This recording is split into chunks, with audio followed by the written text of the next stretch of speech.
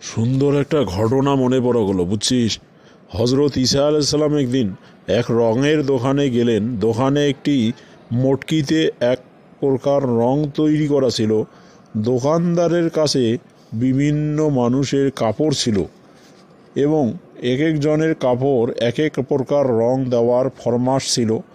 দোকানদার একটি মটকিতে প্রথমে এক ধরনের রং তৈরি করত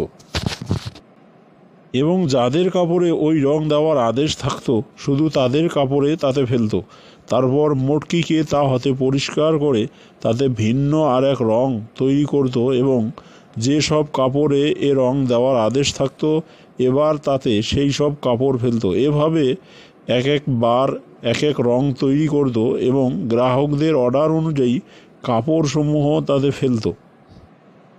একবার কি হলো, ঈসা আলাইসাল্লাম ওই রঙের দোকানে গিয়ে বিভিন্ন লোকের অর্ডার অনুযায়ী সব কাপড় একত্রে ওই মটকিতে ফেলে দিলেন, যে মটকিতে শুধু এক প্রকার রং প্রস্তুত ছিল। দোকানদার এতে ভীষণ ক্ষিপ্ত ও বিচলিত হয়ে উঠল এবং বলল, আপনি তো আমাকে খুন করে ফেলছেন। এক এক গ্রাহকের এক এক রঙের ফরমাশ রয়েছে, আপনি সকলের কাপড়কে একই রঙে ফেলে দিয়েছেন। এখন তো আমার কোনো উপায় দেখছি না, আমি গ্রাহকের কাপড় তাদের ফরমাশ অনুযায়ী কিভাবে দেব। এরপর হজরত ঈসা আলাইসাল্লাম মোটেও ভাবলেন না।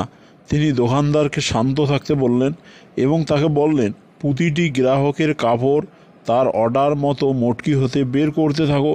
প্রত্যেকের আদেশকৃত ভিন্ন ভিন্ন রং একই কলসি হতে বের হতে থাকবে। একটি মটকিই যেন সকল শ্রেণীর রঙের কেন্দ্র। দোকানদার তা করলে সত্য সত্যই আদেশকৃত সকল প্রকার রঙের কাপড় ওই এক কলসি হতেই রঙিন হয়ে বের হলো। আর হজরত ঈসা আলাইসাল্লামের এই বিস্ময়কর ঘটনা দেখে রঙের দোকানদার অবাক হলো এবং সাথে সাথে সে হজরত ঈসা আলাইসাল্লামের উপর ঈমান আনলো।